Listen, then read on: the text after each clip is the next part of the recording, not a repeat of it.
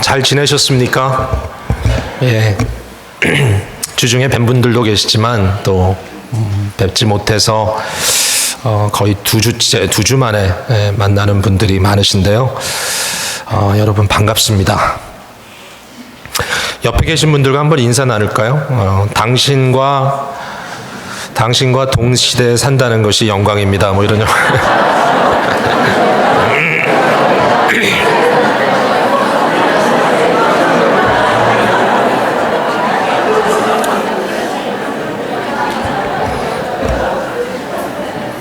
어떻게 옆에 분이 믿어주시던가요?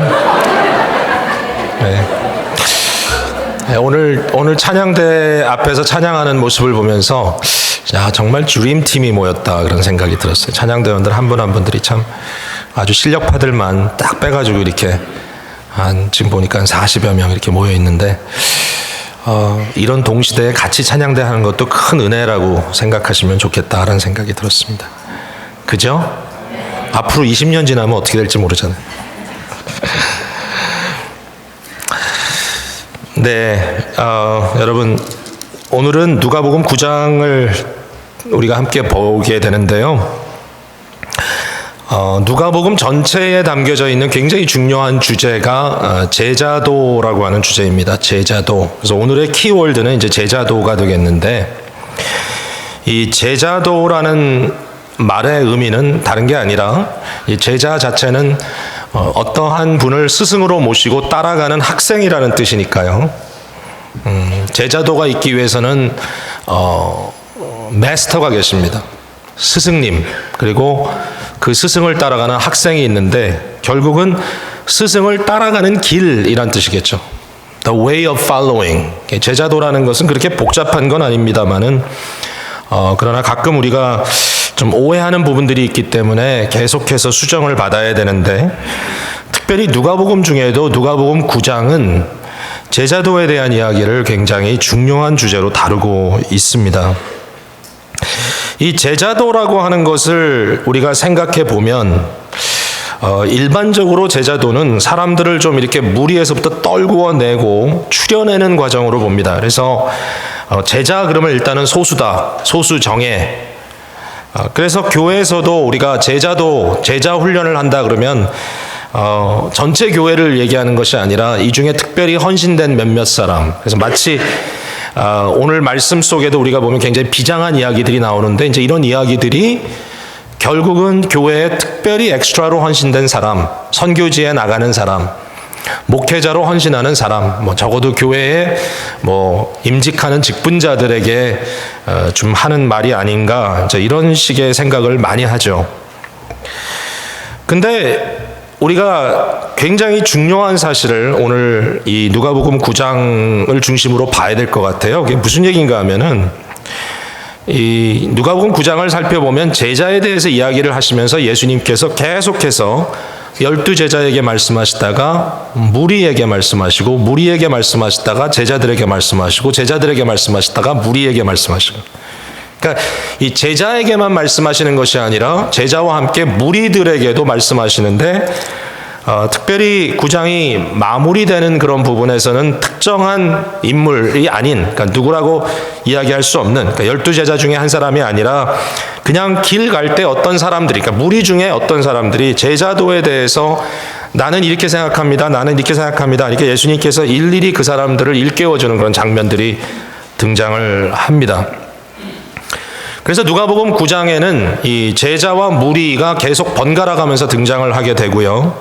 사실 오늘 본문에도 예수님께서 내가 누구라 하느냐라는 질문을 할 때도 제자들에게 물으신 거지만 이렇게 물어보세요. 무리들이 나를 누구라 하느냐, 그리고 너희는 나를 누구라 하느냐. 그러니까 거기에 이제 차이가 있다는 것이 강조가 되지만, 그러나 9장 전체를 통해서 보면 여기 나오는 소위 제자라고 하는 사람들도 완전하지 못하고, 반면에 무리라고 하는 이런 이 다수의 어떤 웅성거리는 이 무리들조차도 끊임없이 예수님의 초청에 따라 제자로 부름받는 그런 내용이 나오거든요. 한 가지 재밌는 사실은 뭐냐면, 누가복음 9장 앞부분에는 예수님께서 12사도를 이미 누가복음 6장에서 선택하셨잖아요. 이 12사도를 각 마을로 보내서 예수님께서 하시는 일을 그들이 확대해서 대신하도록 하는 그런 장면이 나오지 않습니까? 여러분 잘 아시죠? 그래서 병도 고치고 귀신도 쫓아내고 이렇게 합니다. 근데 너무 재미있는 것은 9장이 끝나고 10장으로 넘어가면서 갑자기 12명이 아니라 70명을 파송하는 거예요. 근데 70명을 예수님께서 따로 불러서 그들을 보내시는 거죠. 똑같은 일을 시키는 겁니다. 둘둘이 쌍지어서 짝을 지어서 그들도 각 마을로 가서 이제 그 일을 하게 하는데 이게 무슨 얘기겠어요? 갑자기 느닷없이 70명이 등장했어요. 저는 적어도 이 부분에 있어서 누가가 지금 보여주려고 하는 것은 뭐냐면은 그만한 이 확장이 이루어지고 있다. 더 많은 사람들이 제자로 영입되고 있다는 걸 보여주고 있는 거죠. 그러니까 여기 제자도라고 했을 때 우리의 개념은 자꾸 숫자를 줄이는 쪽으로 생각을 하지만 사실은 누가복음, 더군다나 한 걸음 더 나가서 사도행전에서 강조하는 것은 뭐냐면 더 많은 사람들이 제자로 부름받고 제자의 부름에 응답하게 되는 이런 내용인 거죠. 확장되는 거죠. 그러니까 단순히 숫자가 늘어가는 건 아닙니다. 여기에 이제 실제적인 영적인 변화들이 일어나고 질적인 그러한 성장이 이루어지는 것도 맞물려 가야 되겠지만 어쨌든 교회가 확장되고 지역적으로 확장되고 하는 그런 것이 누가복음의 중요한 띠이니까 제가 오늘 이 말씀을 시작하면서 여러분에게 강조하고 싶은 것은 이 자리에 어느 누구도 이 말씀은 나에 대한 얘기는 아닌 것 같다. 나는 무슨 제자냐. 나는 그냥 교회 나오기도 힘든데 말씀에 귀 기울이는 자체도 나는 지금 잘 포커스가 안 되는데 난 아무것도 모르는데 그렇게 생각하지 마시고요. 오늘 전해지는 이 말씀이 여러분을 위해서 전하는 말씀이라는 것. 오늘도 예수님께서 우리 모두를 제자로 초청하신다는 거죠. 사실은 예수를 믿는다는 것은 예수님의 제자가 된다는 거예요. 어떻게 예수를 믿는다고 하면서 예수님을 따라가지 않을 수 있습니까? 어떤 사람들은 구원은 따놓고 그 다음 문제는 그냥 내가 좀 더 노력해 봐야 되겠다 그렇게 생각하는데요. 구원 어떻게 따놓으셨습니까?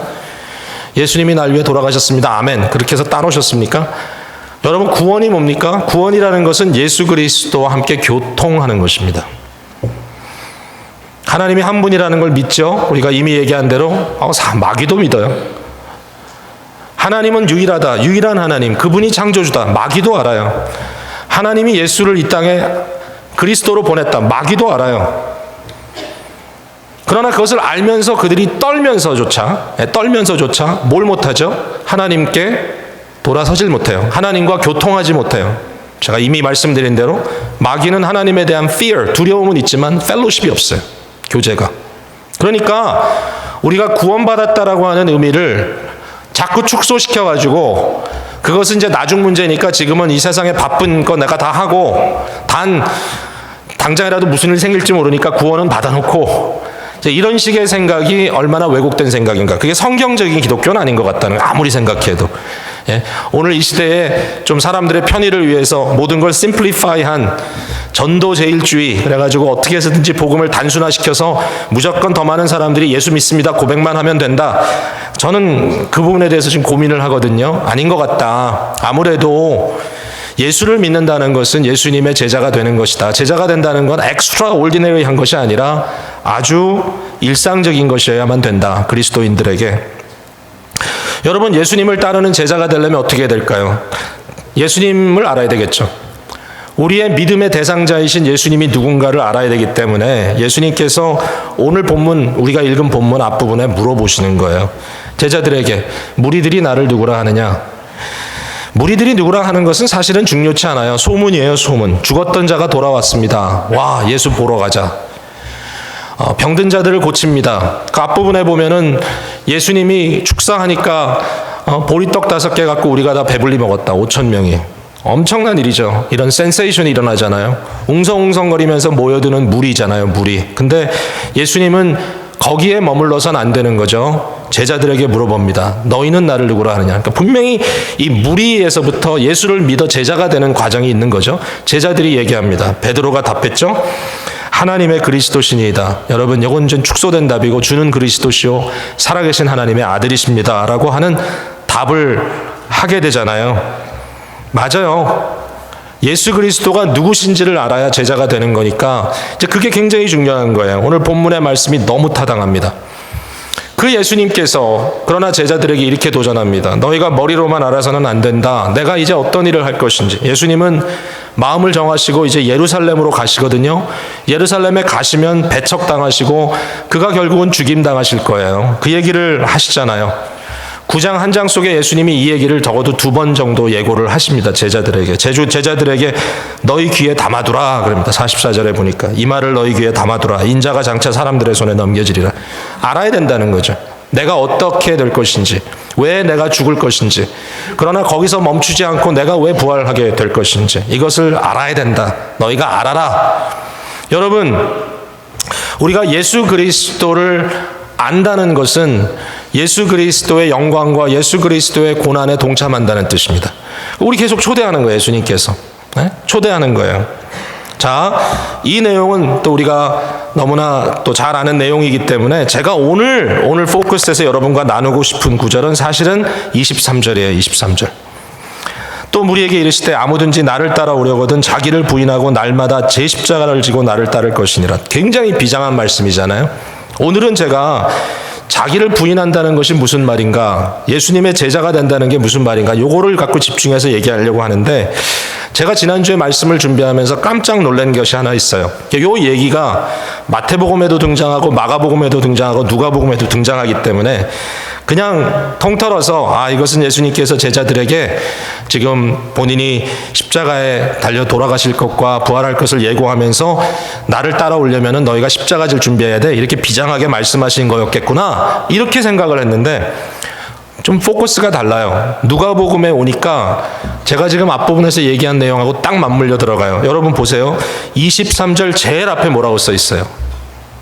제일 앞에 또 무리에게. 제가 이거 깜짝 놀랐어요. Wait a minute. 아니 여기서 이게 트랜지션이 되면 안 되는데, 이건 제자들에게 하신 말씀이어야 되는데, 그렇잖아요? 근데 아니었어요. 이 말씀을 무리에게 하신 말씀이에요.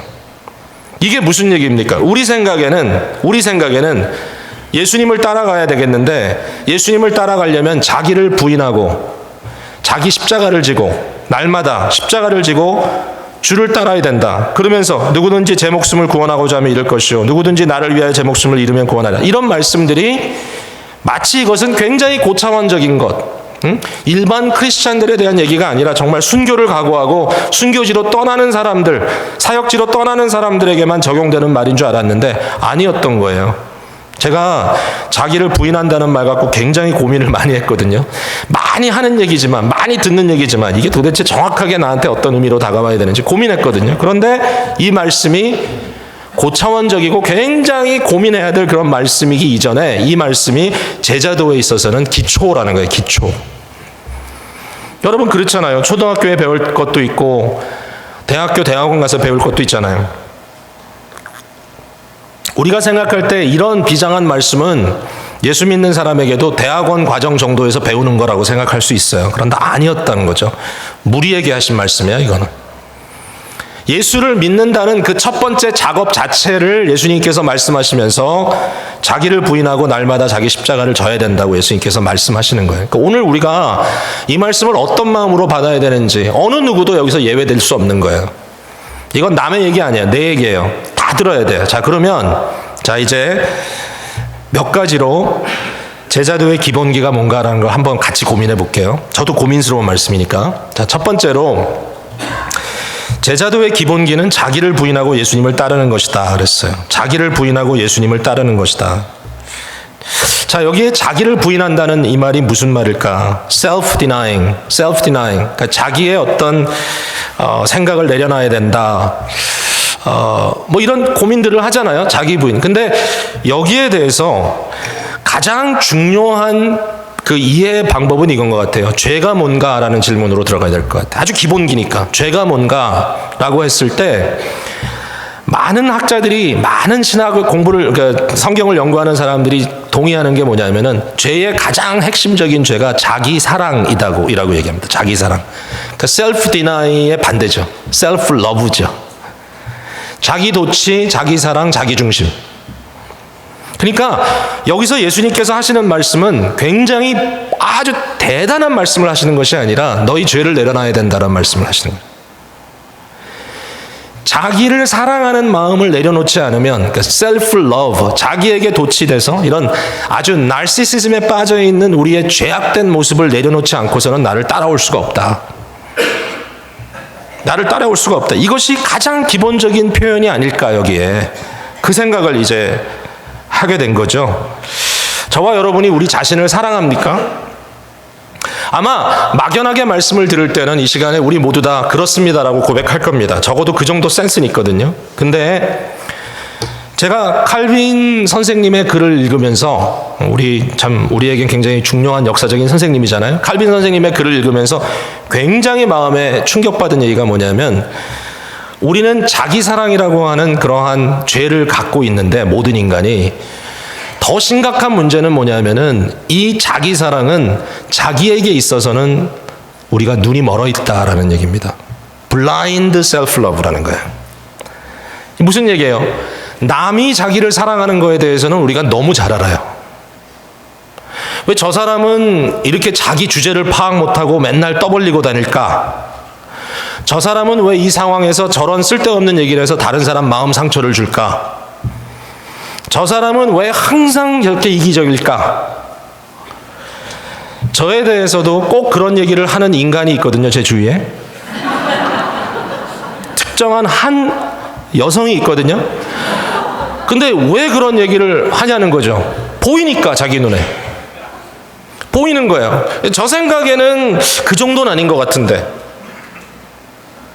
보이는 거예요. 근데 제 눈에는 또 뭐가 보이는지 아세요? 그 인간이 보이거든요. 그러니까 서로 대화를 나누다 보면 어떤 문제가 생기냐면 서로에 대한 문제를 비판하죠. 왜 당신은? 아니 뭐 너는 어때서? 우리가 꼭 그렇게 가잖아요. 우리의 모든 대화들이. 자, 내가 자기를 사랑한다는 거에 대해서는 우리는 잘 안 보여요. 정말 안 보여요. 그리고 내 생각을 하면 그 정도는 아닌데라고 항상 생각해. 그래서 누가 우리에 대해서 칭찬하지 않고 우리를 비판하면 어떤 문제가 생기냐면 꼭 상처받게 돼요. 왜? 저건 내가 아닌데, 내가 아는 내가 아닌데 왜 저 사람은 나를 저렇게 생각할까? 근데 여러분, 내가 아는 내가 정확하다는 건 또 우리가 어떻게 판단할 수 있어요? 뭐가 정확한 거예요 도대체? 근데 하나님의 말씀이 정확하다면 우리 모두 다 자기 도취의 문제를 갖고 있고 자기 사랑의 경우에 있어서는 대부분 다 굉장히 관대하다는 거예요. 남에 대해서는 굉장히 관대하지 않아요. 자기 사랑의 문제는 다 갖고 있어요. 근데 남이 갖고 있어요. 서로 갖고 있어요. 내가 갖고 있지 않다고 생각하는 게 이 죄의 심각한 문제다라고 하는 거예요. 자, 이게 중요해요, 오늘. 그러면 나를 사랑한다는 표현이 어떻게 누가복음 9장에 등장하고 있느냐? 제자들의 모습 속에 이미 나오는데요. 가장 대표적인 것이 46절에 나오는 제자 중에서 누가 크냐 하는 변론이에요. 누가 크냐? 우리 중에 누가 최고냐? 우리 중에 누가 넘버원이냐 이거죠. 아니, 예수님은 지금 십자가 지시겠다고 말씀하시는데 제자들 사이에서는 어떤 변론이 벌어지냐 하면 아르규멘트가 벌어지는 거죠. 누가 여기서 제일 넘버원이냐 우리 중에. 제가 생각할 때 베드로가 만만치 않았을 것 같아요. 왜냐하면 예수님께서 너희는 나를 누구라 하냐한테 베드로가 정답을 얘기했단 말이죠. 칭찬까지 받았어요. 다른 데 보면. 이 베드로가 어떤 베드로입니까? 예수님께서 변화산에 올라가실 때 3명의 제자만 데리고 올라가는데 그 중에 하나가 베드로입니다. 올라가서도 베드로가 제일 용감하게 얘기했습니다. 여기에 장막 3개를 져서 우리 여기서 영원히 있읍시다. 내려가지도 맙시다. 저 친구들 보고 싶지도 않습니다. 그러니까 이렇게 만만치 않은 베드로가 굉장한 자신감을 가지고 아마 이 자리에서 야, 그래도 내가 최고 아니냐, 이 상황 속에서는. 또 따져보면은 요한과 야고보도 만만치 않아요. 예수님과 함께 변화산에 올라갔던 3 제자 중에 다른 2 제자가 형제인 요한과 야고보인데요. 이 사람들 다 전부 다 9장 앞부분에 예수님께서 파송했을 때 병자도 고쳐봤죠. 마귀도 쫓아내봤어요. 자기네들이 굉장한 능력을 지녔다라고 생각하는 그런 지금 상황 속에 들어가 있어요. 아주 굉장한 컨피던스, 자신감으로 차 있어요. 자, 조금 이따 또 보여드릴게요. 이러한 사람들의 마음 속에 뭐가 지금 작동하고 있는 겁니까? praise, 다른 사람들로부터 찬양받고 칭찬받고 칭송받고 싶은, 내가 넘버원이고 싶은 그러한 뭐죠?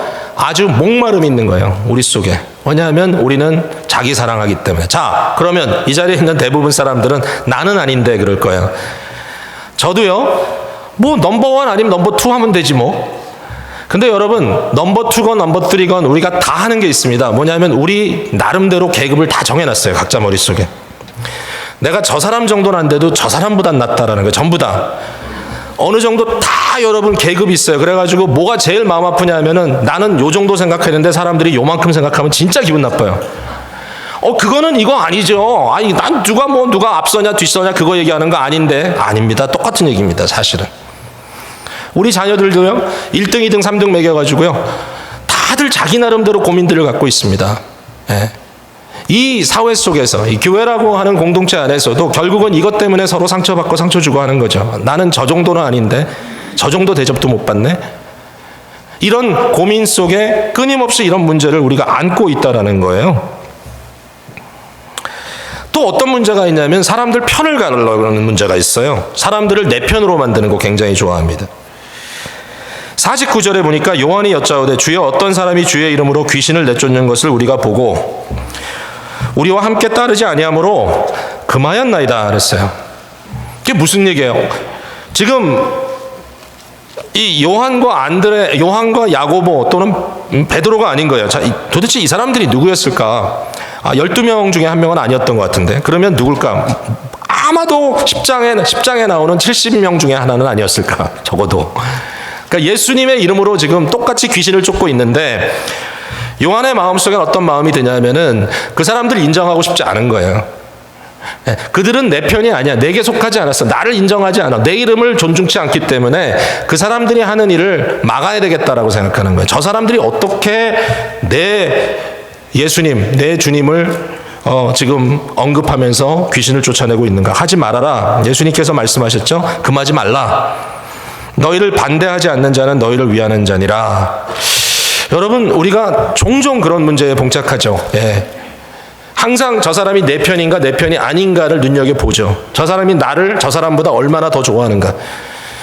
그게 너무너무 힘들어요. 더 좋아한다, 덜 좋아한다. 저 사람이 나를 더 좋아했으면 좋겠는데 저 사람을 더 좋아하는 것 같다고 했을 때 오는 그런 갈등들. 이게 뭐 정말 정신적으로 나이가 어리고 좀 심리적으로 연약한 그런 몇몇 사람들이 가지고 있는 문제라고요? 아니요, 여러분. 깊숙이 들여다보면 우리에게 다 이러한 이슈들이 있어요. 왜? 우리는 내 자신을 사랑하기 때문에 내가 보이지 않을 뿐이지 이런 뭔가 트리거가 생겼을 때 항상 우리는 팔이 안으로 굽는다고 내 편으로 모든 것을 생각하는 그런 경향들이 여전히 있다라는 거예요. 자기의 파워를 과시하는 경우 있어요. 아주 교만한 경우들이 있죠. 그것도 역시 똑같은 문제라고 생각해요. 요한과 야고보가 예수님과 함께 이제 갑니다. 예수님이 예루살렘으로 가시기로 마음을 굳게 결심하셨습니다. 가시면 돌아가시는 거예요, 거기 가서. 근데 사마리아를 지나갑니다. 사마리아인들이 예수님 배척해요. 왜? 예루살렘으로 간다 그러니까. 사마리아 사람들은 유대인들을 싫어했습니다. 왜 유대로 갑니까? 여기 있으십시오. 아니, 가야 된다. 지나가겠다. 그랬더니 그러면 우리 집에서도 당신 영접지 않겠습니다. 그때에 제자들이 어떻게 했냐? 54절에 보니까 보세요. 이렇게 써 있어요. 제자 야고보와 요한이 바로 그 두 사람입니다. 세베대의 두 아들. 이를 보고 이르되 주여 우리가 불을 명하여 하늘로부터 내려 저들을 멸하라 하기를 원하시나이까. 여러분 약간 웃기지 않아요? 주여 우리가 불을 명하여 하늘로부터 내려 저들을 멸하라 하시기를 원하시나이까. 무슨 얘기예요? 자신감이 만만한 거죠. 지금 자신이 아주 충족합니다. 예. 뭐 이런 거죠. 아니 뭐 담임 목사까지 나설 거 있습니까? 우리가 다 알아서 하겠습니다. 신학교 1학년 전도사가 지금 굉장히 용기 충천해가지고 이 정도면 저희가 그냥 해결하겠습니다. 불을 명하여 내리라 할까요? 예수님께서 저들을 돌아보시면서 꾸짖으셨죠. 자기 사랑이죠. 내가 할 수 있다. 내 파워. 그뿐만이 아니라 여기 보면 굉장히 중요한 포인트가 또 하나 나오는데 뭐냐면 우리가요 가끔 우리의 기분에 따라서 뭐 성을 퍽퍽 내기도 하잖아요. 저도 좀 약간 삐걱하는 그런 성격이 있어가지고 어떨 때는 나중에 보면 굉장히 한심한데 제가 그냥 한번 성질 내고 이런 적이 있어요. 그러면 중요한 포인트인 거예요. 내가 왜 성질을 냈을까 이거예요. 내가 왜 이렇게 성질을 부렸을까? 크리스찬들은 성질을 부려야 될 때가 있어요. 언제냐? 하나님의 이름이 땅에 떨어졌을 때. 연약한 자들이 무참히 짓밟힐 때, 우리가 성질내야 될 때 있어요. 그러나 하나님의 의로움과는 전혀 상관없이 내 기분에 치여서 내가 이리저리 필요 없이 성을 부리고 다니는 모습은 뭐냐? 자기 사랑입니다. 우리에게 있어요, 그런 게. 내 자신의 레퓨테이션과 내 자신의 어떤 감정을 방어하기 위해서 성을 내는 그러한 경우들, 이런 것들을 자기 사랑이라고 할 수 있겠죠. 자, 좀 몇 가지 예를 들어봤어요. 구체적인 얘기예요. 이러한 자기 사랑의 문제, 셀프 러브의 문제를 해결하라고 하는 것이 예수님의 말씀입니다. 자기를 부인하라. 이게 기초예요, 기초. 그리스도인으로 산다는 것은 자기 사랑의 문제를 직시하고 눈에 보이지 않았던 그 문제가 눈에 보이도록 회개하고, 회개를 하면 할수록 더 보이죠? 이게 성령의 은혜죠? 우리 죄가 보이지 않는다는 건 뭐죠? 더 주님의 은혜를 갈망해야 된다는 얘기겠죠. 이 정도면 나는 괜찮은데 저 사람이 문제야? 기독교적인 아이디어는 아닙니다. 우리가 끊임없이 우리 자신을 성찰할 수 있어야 되는데 바로 그 문제를 우리가 먼저 태클해야 된다라는 중요한 얘기입니다. 자, 그런데 한 단계 더 들어갑시다. 이게 중요한 얘기예요. 이제 계속해서 우리가 자기를 부인한다라고 했을 때 일반적으로 우리가 갖고 있는 생각은 뭐냐면, 그러면 내 자신을 비워내면 된다라고 생각합니다. 내 속에 있는 이런 욕망을 비워내면 된다. 내 자기 사랑을 그냥 비워내기만 하면 된다라고 생각하는데, 그래서 종교를 우리가 오해하는 경우가 있어요. 근데 아니에요. 비워내는 것이 중요한 게 아니에요. 비워내야 되지만 비워내는 것에 의미가 있기 위해서는 반드시 거기에 다른 것이 채워져야 돼요. 그러니까 기독교에서 말하는 자기 부인은 불교나 이런 소위 옛날 헬라 철학의 스토이고들이 말하는 그러한 거와는 달라요. 불교와 스토익이 거의 비슷합니다. 스토익 사람들은 뭐라고 얘기하냐면은, 우리가 지혜를 가지면, 이 지혜라는 것은 뭐냐면 우리의 마음을 제어하게 하고, 마음을 제어하면 우리 속에 떠오르는 욕망들을 제어하게 되고, 욕망을 제어하게 되면 고통을 이길 수 있게 된다. 그게 스토익들이 하는 얘기예요. 거의 불교하고 비슷해요, 사상이. 우리 속에 있는 욕망을, 우리의 마음을 제어함으로 욕망을 제어하게 되면, 비워내게 되면 우리 속에 있는 고통의 문제가 해결되게 된다. 결국은 아무것도 없는 무아지경까지 들어가면 그것이 곧 널바나, 그것이 인간이 가질 수 있는 최고의 어떤 경지에 들어간다라고 생각하는 거죠. 모든 것과 다 함께 끊어지면 결국 자신을 비워내는 것이, 이것이 신앙이라 생각하는 거죠. 자, 그런데 기독교에서 말하는 자기 부인은 이처럼 자기를 비워내는 것만 가지고는 절대로 되지 않아요. 인간은 그렇게 될 수가 없어요. 예수님께서 우리에게 워닝을 주셨어요. 자, 한 사람에게 어떤 귀신이 들어가 있었어요. 마귀가. 이 귀신이 들어갔다가 그 사람부터 나왔어요. 나온 건 잘 된 거죠. 근데 떠돌아다니다가 갈 데가 없으니까 그 사람을 다시 찾아갔어요. 다시 찾아 들어가는데, 들어가 보니까 그 사람의 집이, 그 사람의 마음이 완전히 비어 있어요. 비어 있을 뿐만 아니라 정돈도 잘 돼 있어. 자기 비운 걸 아주 잘했어. 그랬더니 이 마귀가 너무 행복해가지고, 기뻐가지고 자기 친구, 동료 7마귀를 다시 끌고 들어가가지고 결국 그 안에 지금 상태가, 나중 상태가 이전 상태보다 더 악해졌다. 예수님께서 워닝하는 거예요. 그리스도인들은, 제자들은 주인이 없는 상태로 들어갈 수가 없어요. 비었던 비지 않았던 내가 주인인 것 가지고는 우리가 구원받을 수가 없어요. 자기 자신을 제어한다고 해서 그게 구원이 아니에요. 반드시 예수 그리스도가 우리 속을 채워야 돼요. 그러니까 이 부분에 대해서 우리가 잊어버리면 안 된다는 거예요. 자, 이 세상에 신앙이라는 것, 종교라는 것에는 제가 보니까 몇 가지 종류가 있는 것 같아요. 가장 천박한 종교가 뭐냐면은 자기 사랑에 집중하는 종교예요. 자기 사랑을 실천하기 위해서 결국 종교의 이름을 부르는 것이 가장 천박한 종교예요. 저는 오늘날 기독교 중에도 이런 천박한 종교가 많다고 생각해요. 제가 별로 좋아하지 않는, 우리 가끔 부르는 노래 중에 당신은 사랑받기 위해 태어난 사람, 뭐 이런 곡입니다. 물론 의미를 생각하면 나쁜 건 아니에요. 하나님이 우리를 사랑하시니까. 그러나 왜 이런 노래를 불러야 우리 마음이 그래도 좀 위로가 되느냐? 좀 다 이제 위로받고 싶은 거죠. 요새 다 힐링이잖아요. 힐링이 대세잖아요.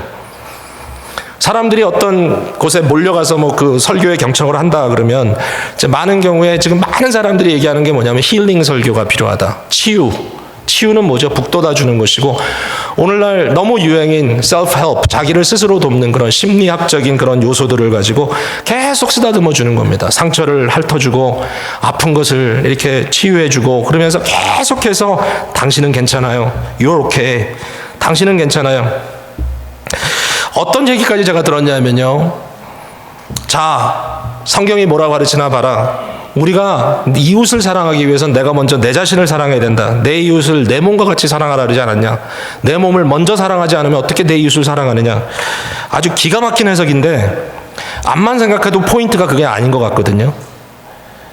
자기를 귀히 여기고 사랑해야 내가 먼저 배가 불러야 옆에 사람도 먹여줄 수 있고, 그래야 하나님도 눈에 보이는 거 아니냐. 결국은 자기 사랑, 이웃 사랑, 하나님 사랑, 뭐 이런 식으로 신앙의 어떤 이슈를 만들어가는, 결국 뭐예요? 나르시시즘의 종교예요.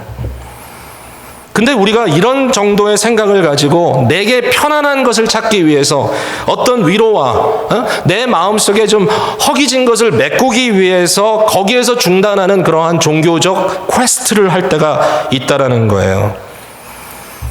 정말 두려운 게 그거예요. 기쁨의 교회가 개척해서 오늘까지 왔는데 뭐 사람이 얼마나 모이느냐, 뭐 교회가 어떤 형태로 지금 자리 잡고 있느냐, 뭐 남들이 뭐라고 얘기하든지 간에 그것은 솔직히 저에게 그렇게 심각한 문제는 아니라고 생각합니다. 그러나 중요한 것은 정말 진정한 복음으로 인하여 심령의 믿음의 상태가 정말 주님 앞에 알곡으로 자리 잡은 꽉 찬 성도들이 정말 이곳에 이 공동체 안에 들어와 있는 것인지, 아니면 정말 모래알처럼 작은 환난과 작은 핍박에도 그냥 우르르 다 떨어져 버릴 수밖에 없는, 어떻게 보면 결국은 자기 편한 것, 자기에게 좋은 것, 자기에게 유익한 것, 그것만 가지고 무언가 동기가 되어서 찾고 있는 그러한 경우가 아닌지, 뭐 이것은 책망이 아닙니다. 이것은 사실상 우리 모두 상태에 대해서 같이 고민하는 문제이죠. 자, 이러한 아주 천박한 종교가 있다고 생각해요. 근데 그 다음 단계가 뭐냐면은 소위 말하는 자기의 욕심과 욕망을 제어하는 노력을 하는 종교예요. 자신을 비워내는 거예요. 좀 전에 얘기한 것처럼 뭐 무아지경에 들어가는 거예요. 자기 스스로 노력해서 욕심을 제어하는 거죠. 금욕적 삶을 사는 그런 경우들도 있습니다. 근데 성경에 보면 그렇게 하는 것을 전혀 우리 주님께서는 칭찬하고 계시지 않습니다. 심각한 얼굴을 하고 바리새인처럼 기도하고 바리새인처럼 금식하고 바리새인처럼 구제하고 철저하게 딱딱딱 규율을 맞춰서 열심히 하고 있어요. 근데 거기에 대해서 그 마음의 심리로 들어갔을 때 주님이 주인이 되지 않은 상태에서, 여전히 자기가 주인인 상태에서 주님은 뭐라고 얘기하죠? 자기의 의로움을 채우는 종교밖에는 되지 않는다라는 거죠. 자기의 의를 채우고 있는 거죠. 자기의 어떤 그 종교성을 만족시키고 있는 것이지 진정 그것이 우리에게 구원을 주는 종교일 수는 없다라는 것이죠. 여러분, 그래서 우리가 계속 처음부터 지금까지 강조하는 거예요. 우리가 열심히 하는 거 좋아요. 열심히 봉사하는 것도 참 감사한 일이에요. 그런 분들이 많이 필요해요. 그러나 절대로 어떤 인스티튜션, 기관 안에서 내가 하는 역할을 가지고 그것이 나의 경건이라고 생각하면 굉장한 오해라고 생각합니다. 제가 목사이기 때문에 목사로 하는 것, 심지어는 내가 스스로 도취돼서, 내가 스스로 감동돼서 하는 그 자체를 가지고, 그러므로 그것이 내가 영성이다, 그것이 나의 제자도라고 얘기한다면 굉장히 심각한 문제가 있는 겁니다. 왜냐하면 저는 제가 하는 일을 가지고 제 자신의 영적 상태를 지금 보고 있는 것이거든요. 근데 너무 위험해요. 너무 위험한 거예요. 지난주에 목회신학에 대한 이야기를 지금 책을 몇 개 갖다가 지금 읽고 있는데, 목사가 목회에 대해서 읽을 때 굉장히 마음에 갈등이 많거든요. 아, 내가 그동안에 정말 뭐 한 건가, 뭐 이런 생각도 좀 들고요. 굉장히 스스로를 이렇게 보게 되는데, 19세기 말에 펜실베니아 저기 그 랭캐스터 쪽에 있는 곳에서 가르쳤던 어떤 분인데, 그분이 쓴 그 뭐 짧은 책이었어요. 그걸 읽어나가는데 굉장히 마음에 찔리는 부분들이 많더라고요. 근데 그분이 어떻게까지 얘기를 하냐면은 자기가 봤을 때는 너무나 많은 옳지 않은 사람들이 목회에 들어와 있다. 이미 19세기 말에 그런 얘기를 하는 거예요. 그러면서 회심하지 않은, 결국은 구원받지 못한 목회자들, 이런 고민을 거기서 하고 있더라고요. 그 책에서 19세기 말에 미국에서. 정말 고민해야 되는 거죠. 그러니까 그분이 거기서 쓰고 있는 얘기가 뭐냐면은 그거예요. 똑같은 얘기예요. 속지 말라는 거예요. 너의 영적인 상태를 예수 그리스도의 복음 안에서 살펴보라는 거예요. 내가 무엇을 하느냐, 거기에 너무 어떤 업적을 통하여 내 자신의 광을 내려고 하지 말라는 거예요. 왜냐하면 오해하기 쉬우니까, 자기 의가 세워지니까. 그럼 어떻게 해야 된다는 얘기냐? 기독교적인 신앙이라는 것은 단순히 나를 비워내는 그런 작업 아니에요. 자기 사랑을 계속 부추기는 건 물론 아니에요. 그럼 뭐예요? 내 안에 끊임없이 예수 그리스도로 교제하고 교통하고 그분으로 채우는 거예요. 하나님의 말씀으로 채우고 성령님을 인격적으로 내 마음속에 끊임없이 인정하고 그리스도를 사랑하는 마음으로 내 자신을 채우는 것. 자, 누가 크냐라고 하는 논쟁을 하고 있는데 그 논쟁을 할 때 예수님께서 뭐라고 제자들에게 얘기했습니까? 어린아이를 하나 불렀습니다. 그리고 어린아이를 데려다가 곁에 세우시고 예수님께서 하시는 말씀은 이거예요. 누구든지 내 이름으로 이런 어린아이를 영접하면 곧 나를 영접하는 것이요. 근데 거기서 끝나는 게 아니죠. 사실은 어린아이를 영접하라는 얘기가 아니라, 물론 그 자체도 중요하지만 이처럼 정말 작은 소자가 더 중요하다라는 말씀을 하시는 거지만 더 중요한 포인트는 뭐냐면 누구든지 나를 영접하면 자기 사랑에 빠져있는 사람에게 어떤 레메디가 있느냐, 어떠한 해답이 있느냐, 이 자기 사랑이라고 하는 이 질병에 어떤 주사가 있느냐, 그 주사는 뭐냐면 예수 그리스도를 영접하는 거예요. 아니, 나 이미 주님 영접했는데. 아니요, 매일 영접하는 거예요. 매일 예수 그리스도를 영접하는 그것이 곧 자기 부인이에요. 예수님으로 채워지는 것이 곧 내 자신을 부인하는 작업이에요. 계속해서 여러분의 삶 속에 말씀과 성령으로 충만히 채우는 이 삶이야말로 제자도의 삶인 거예요. 오늘 이 말씀이 여러분에게 좀 깊이 들어왔으면 좋겠어요. 자, 시간이 얼마 없어서 다음 것들은 좀 제가 굉장히 짧게 얘기를 해야 되겠는데 한번 시도해 볼게요. 제자도의 기본기 두 번째는 뭐냐면 십자가를 지라는 거예요. 자기 십자가를 지라. 이것만 해도 뭐 굉장히 큰 주제이기 때문에 많은 이야기를 할 수는 없는데 지금 오해는 하지 말라는 거예요. 여기에 십자가는 예수님께서 우리를 대속하기 위해서 지는 십자가를 말하는 건 아니에요. 우리 십자가예요.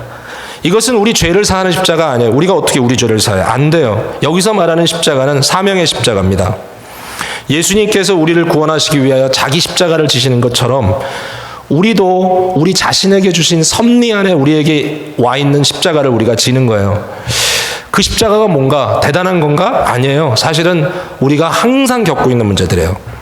우리의 고난의 문제, 우리의 고통의 문제, 우리가 지어줘야 될 옆에 있는 사람들, 우리의 가족, 뭐 정말 농담이 아니고 아내가 남편을 지어줘야 되고 남편이 아내를 지어줘야 되는 서로의 십자가가 될 수도 있어요. 사람이라는 것은 절대로 쉽지 않잖아요. 고통스럽잖아요. 사람과 함께 동행한다는 것은 쉬운 일이 아니잖아요. 많은 것을 짊어져야 되잖아요. 주님께서 우리에게 얘기하시는 거예요. 내가 너에게 짝지어 준 것이다. 그러면 지어가는 거예요. 그게 십자가니까. 우리 자녀들도 마찬가지고 우리 부모들도 마찬가지예요. 어떨 때는 참 어렵고 힘든 상황 속에 빠져 있는 분들이 있어요. 남의 십자가는 고민할 필요 없어요. 자기 십자가니까 지고 가는 거예요. 근데 한번 생각해 보세요. 고통은 모든 사람에게 임합니다. 믿는 사람이나 믿지 않는 사람이나 동일하게 고통을 당합니다. 동일하게 어려움이 있습니다. 그러니까 중요한 것은 고통이 있느냐 없느냐가 아니에요. 어떻게 지느냐가 문제인 거예요. 여러분, 같은 말이라도요, 경주마는 자기 주인을 자기 등에 업고 달립니다. 그러나 야생말은 주인이 없습니다. 그래서 누구든지 타면 던져버립니다. 십자가가 다 있습니다. 그러나 자기 십자가를 지고 주인을 따라가는 사람이 있고 십자가이건 뭐건 간에 무조건 내팽개치려는 사람들이 있습니다. 예수를 믿는다는 건 뭐냐면은 내 마음에 내끼는 대로 한다는 건 절대로 아닙니다. 예수 그리스도로 채워진다고 하는 것은 곧 이어져 내 십자가를 진다는 것인데, 내게 주어진 어사인멘트에 대해서, 삶에 내게 주어진 상황에 대해서 예수 그리스도를 위하여 그것을 지고 간다는 의미가 있어요. 자기 십자가를 져라. 매일 져라. 이 매일이라는 말은 사실은 everyday라는 말도 있지만 이 말은 뭐냐면 어떤 상황이라도 이런 뜻도 있어요. 그것을 지고 가라. 쉽지 않은 문제죠. 그러나 이것을 망각한 기독교는 없어요. 여러분, 기독교인들 보러 다 내려놓고 절로 들어가라, 다 내려놓고 수도원으로 가라, 다 내려놓고 산기도만 다녀라, 그런 기독교는 없어요. 그건 신비주의요, 그것은 도피주의입니다. 그것을 기독교라고 착각했다면 아닙니다. 여러분의 삶의 자리에서, 여러분의 직장에서, 여러분이 겪고 있는 모든 문제 속에서, 나의 부족함 속에서, 내가 가지고 있는 나의 한계 속에서, 그러나 하나님의 섭리를 믿고 오늘도 매일매일 내게 주신 고통의 문제를 내가 주님과 함께 씨름하며 나간다면 어떤 결과가 나오느냐. 제자들이 한 말이잖아요. 제자들이 뭐예요? 그리스도와 함께 고난받는 것에 즐거움을 느끼기 시작했다는 것이잖아요. 아, 이 십자가가 나 혼자의 십자가가 아니었구나. 예수님께서 나와 함께 져주시는 같이 지고 가는 멍에였구나라는 것을 깨닫게 되는 거죠. 굉장히 어려운 문제지만 그러나 이것은 굉장히 현실적인 문제라고 생각해요. 한 단계만 더 나가서 얘기해 볼게요. 자, 십자가라는 것을 이렇게 한번 생각해 봐야 될 것 같아요. 이건 제가 많이 다루는 주제이기 때문에 많이 설명하지 않아도 되지만 혹시라도 못 들어본 분들도 계실 것 같아요. 제가 얘기합니다. 자, 우리에게 고통만 있는 게 아니잖아요. 우리에게는 좋은 것도 있잖아요. 자랑거리도 있잖아요. 은사도 있잖아요. 어떤 사람은 노래도 잘하고, 어떤 사람은 운동도 잘하고, 어떤 사람은 돈도 잘 벌고, 어떤 사람은 잘생겼어요. 네? 어떤 사람은 좋은 학위를 갖고 있어. 어떤 사람들은 기가 막힌 직장에서 아주 일을 정말 성실하게 또 능력적으로 잘할 수 있어. 여러 좋은 것들이 있어요. 자, 그러면 그것은 어떻게 해야 되느냐? 대부분의 사람들은 그것을 자기 사랑과 연결합니다. 셀프 러브로. 그래서 자기 자랑이 됩니다. 자기의 자긍이 됩니다. 자기 스스로를 긍정하는 방법으로 사용합니다. 셀프 이스팀을 빌드업하기 위해 사용합니다. 나는 외모는 좀 모자라도 돈이 많잖아, 뭐 이렇게 나가는 거죠. 나는 뭐 똑똑하잖아. 자, 그런데 바로 거기에 대해서도 예수님은 태클을 거는 거죠. 크리스찬들이라면 생각이 바뀌어집니다. 뭐죠? 우리에게 주어진 많은 좋은 것들이 있습니다. 그것을 뭐라고 어떻게 해야 될까요? 대부분의 사람들은 그것을 자기의 영광의 면류관으로 쓰고 있는데 예수님은 그것도 십자가로 바꿔지라고 하는 겁니다. 여러분의 돈이 여러분의 십자가가 된다면 어떻게 되겠습니까? 그것이 여러분의 사명이 되는 겁니다. 여러분의 주어진 일이 되는 것입니다. 예수 그리스도께서 맡기신 일이 되는 겁니다. 여러분이 박사 학위를 갖고 있습니까? 뭐 박사님이 많잖아요, 우리 교회. 근데 한번 생각해 보세요. 옛날에 뭐 요새야 뭐 웬만한 대학에서 박사 있다고 껍죽대다가는 뭐 쫓겨나게 일수인데 참 좋은 거예요. 잘 된 거예요. 실력 없는 박사들 많잖아요. 많았잖아요. 왜 그렇죠? 자기네들이 학위 받았다고 돌아다니면서 자기 영광을 자랑했지만 그 실력에 필요한 그 책임감에 대해서는 회피한 거잖아요. 제자들 시켜가지고 책이나 번역해서 자기 이름 붙이고, 제자들 논문 쓴 거에 자기 이름 붙여서 내놓고, 그러한 말도 되지 않는 그러한 일들이 벌어졌잖아요. 왜 그랬어요? 학위를 영광으로 받은 거예요. 십자가로 받지 않고. 내게 주어진 일들을 십자가로 바꿔서 질 때 파워가 생기죠. 왜? 그리스도의 일이 되니까. 그러나 그것이 아니고 그것이 나의 자랑거리가 돼버릴 때 어떤 문제가 생깁니까? 죽습니다, 우리가. 인격이. 예수님의 말씀이에요. 자, 오늘 거기까지 여러분들이 생각해 봐야 될 것 같습니다. 자, 이제 결론입니다. 자, 그러면 제자도의 기본기를 한마디로 어떻게 표현하면 좋겠는가? 저는 이것을 예수님을 사랑하는 것이다, 이렇게 말하고 싶습니다. 예수님을 사랑한다는 것은 뭐냐? 자, 이 말씀은 어디 또 하고 있느냐? 24절에 누구든지 제 목숨을 구원하고자 하면 잃을 것이요 누구든지 나를 위하여 제 목숨을 잃으면 구원하리라. 예수를 위하여 자기 목숨을 잃는다라는 말이 나옵니다. 누구든지 나를 위해서, 그리스도 자신을 위해서 너희의 목숨을 잃어버리면 구원을 얻는다. 이 말은 예수 그리스도 때문에 무조건 우리가 죽는다는 말이 아니에요. 이 말은 우리의 목숨, 즉 우리의 생명을 소진시킨다라는 겁니다. 우리의 목숨을 사용한다. 우리의 삶을 주님께 드린다라는 그런 의미입니다. 여러분, 제자도를요, 자기 묵상과 자기 성찰의 어떤 그러한 객관적인 방법만 가지고 이야기를 한다면 기독교적인 제자도가 나오지 않습니다. 기독교의 제자도는요, 관계입니다. 관계. 인격적인 관계 속에 우리는 인간의 변화를 이야기할 수 있습니다. 내 스스로 할 수 없는 것도요, 인격적인 관계가 형성되면 할 수 있습니다. 누구를 사랑하잖아요. 바뀝니다. 한 청년이 담배 피는 것을 끊을 수가 없어가지고 굉장히 무단히 노력했다고 얘기를 들었어요. 담배 건강에 안 좋잖아요. 끊는 게 좋잖아요. 근데 끊을 수가 없었어요. 근데 이 형제가 얘기하더라고요. 그냥 단번에 끊는 방법이 있었다고. 뭐냐? 너무너무 좋아하는 여자가 A를 만났는데 그 애인이 담배 피는 남자는 싫다 그래가지고 담배를 그냥 하루아침에 끊어버리고 연애를 시작했다는 얘기를 들었어요. 이게 어떻게 가능합니까? 우리 가운데도 뭐 담배 피는 분도 계실 것이고 뭐 이런 나쁜 버릇 때문에 그거 하나 고치는 거 너무 어려운데 어떻게 하면 되죠? 사랑에 빠지면 되더라고요. 어떤 분들은 예수 믿고 담배 끊었다 그래요. 예수 믿으면 담배 꼭 끊어야 되냐면 그런 질문을 저한테 나중에 개인적으로 하실 거는. 근데 어쨌든 중요한 건 뭐냐면은 그분에게 있어서는 예수님을 믿는 그 사랑, 예수님과의 사랑이 자기가 가지고 있던 어떤 버릇을 끊을 수 있는 끊을 수 있는 능력이 생겼다는 거예요. 옛날에 목사님 한 분이 이런 얘기 하더라고요. 자기가 담배를 폈는데 예수를 만나고 담배를 끊었다. 왜? 예수님이 내 안에 계신다는 얘기를 들었다는 거예요. 내 안에? 성령님 내 안에 계신다. 내가 담배를 후 하고 집어넣으면 예수님께서 속에서 콜록콜록 하지 않으시겠냐? 그 걱정이 되기 시작하는 거예요. 너무 단순하게 예쁘게 믿은 거죠. 그래서 담배를 내려놨대요. 야, 그럴 수도 있구나. 사랑하면요, 무뚝뚝한 남자가 애교까지 부립니다. 애교까지 부려. 무뚝뚝한 남자. 사랑하기 때문에. 놀라워요. 온순한 어머니가 아주 도끼가 올라옵니다. 보호 본능이 일어나면. 사랑하기 때문에.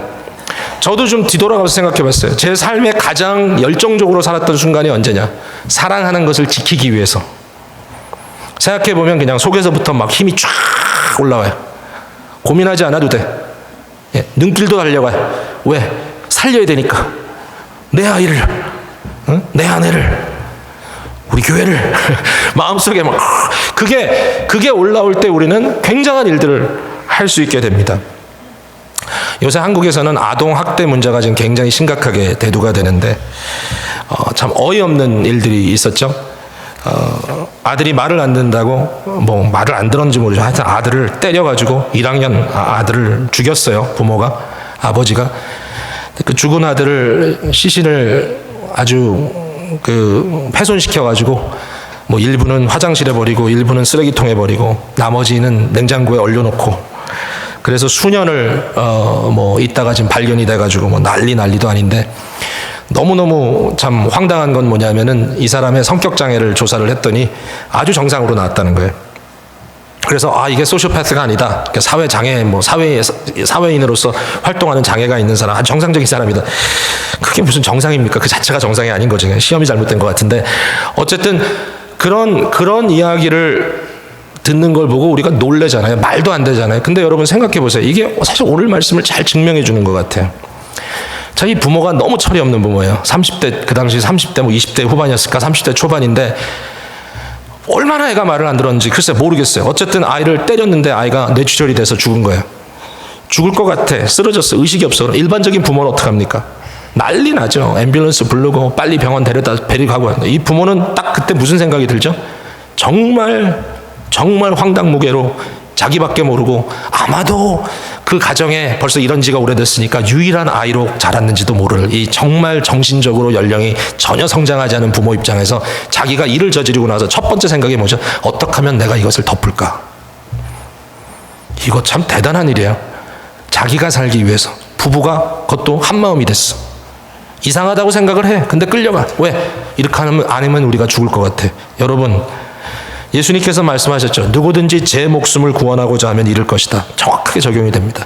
왜? 인격이 죽어버렸어요. 자기가 살기 위해서. 이건 말이 안 돼. 일반적으로 이건 말이 안 돼요. 대부분의 사람들은 누구를 사랑하면 자기 목숨도 내놔요. 정말 우리 부모님들 보면 대단해. 특별히 이민자 미국 사는 부모님들, 여러분 뭐 돈을 벌어 얼마나 크게 법니까? 아이들 대학 보내는 거 보면 엄청나요. 저희도 아이들 대학 보내서 알지만 이게 뭐 1, 200불, 1, 2천 불이 아니잖아요. 수만 불, 그 생돈, 완전 캐시. 네? 생각해보면 아주 그냥 막 속에서 막 불이 올라와요. 이거 뭐 도대체, 이거 뭐야 도대체. 네? 근데 여러분 막 퍼붓잖아요. 두 번 생각 안 하잖아요. 필요하다니까. 왜? 우리 애들이니까. 놀라운 거예요. 결국 제자도라는 거는 뭐냐? 예수 그리스도를 사랑하는 겁니다. 이 사랑이 우리 안에 들어오는 겁니다. 예수 그리스도를 향한 사랑이 우리 안에 들어올 때 당연히 우리는 제자가 되는 거예요. 요한 칼빈의 신학을 들여다보면 과거의 신학하고 아주 달라요. 요한 칼빈의 신학은 우리의 굉장히 훌륭한 선생님인데, 이 요한 칼빈의 신학을 들여다보면 중세기나 르네상스의 다른 신학자들하고 너무 달라요. 다른 신학자들은 어떻게 하는지 알아요? 하나님을 이렇게 전제해요. 하나님이 있다. 또 하나님을 뭐 증명해내려고 하기도 하고, 하나님은 저기 있는데 그 하나님은 어떤 분이냐 그러면서 연구를 해요. 예. 사색합니다. 추론합니다. 그래가지고 아주 수학적인 공식을 만들듯이 너무 철학적으로 짜임새 있는 정말 기가 막힌 기계적인 문장들을 만들어가지고 하나님을 설명합니다. 중세기의 신학 위대합니다. 엄청나게 지혜롭습니다. 근데 칼빈은 그거 뒤집어 버렸어요. 어떻게 뒤집었냐? 하나님을 저기 내버려 두고 내가 그 하나님을 안다고 해도 아무 소용이 없다라는 거예요. 그럼 뭐라고 얘기했어요? 우리 모두 다 하나님을 안다. 근데 문제는 뭐냐? 우리가 죄로 그 지식을 덮어버렸다. 어떻게 해야 되냐? 성령님이 우리 안에 들어와서 관계를 다시 성립해야 된다. 하나님을 안다는 것은 뭐냐? 그러므로 내 안에 성령님께서 들어와셨다는 것이고, 성령께서 내 안에 들어왔다는 것은 뭐냐? 믿음과 회개의 역사가 내 안에 일어났다는 것이고, 믿음과 회개가 일어났다는 것은 뭐냐? 믿음의 대상인 예수님을 사랑하게 되는 것이다.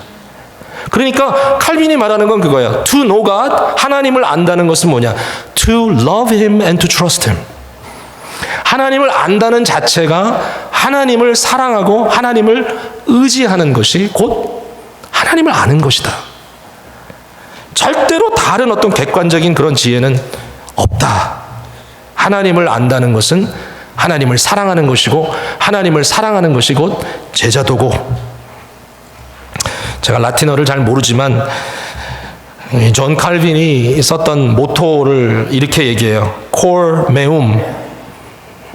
콜이라는 말은 heart, meum, my heart. 내 마음을 tibi, to you, 당신께 오페로 드립니다. 내가 드립니다. 내 마음을 당신께 드립니다. 도미네 주여. Prompte et sincere. 이것은 무슨 얘기죠? 내 마음을 당신께 드립니다. 언제? 어느 순간에? 지금 당장. 한 번? 아니 계속. 매 순간, promptly, 언제든지, 순간순간 내 마음을 오직 당신께, 주여 당신께 드립니다. 그리고 진실되게 드립니다. 건성이 아닙니다. 말만이 아닙니다. 당신만을 내 마음으로 사랑하겠습니다. 주님, 내 심장을 주님께 드립니다. 지금 당장. 그리고 진실되게. 이게 제자도입니다. 오늘 이 말씀이 저와 여러분의 삶 속에 꽃피우게 되기를 주님의 이름으로 부탁을 드립니다. 기도하겠습니다.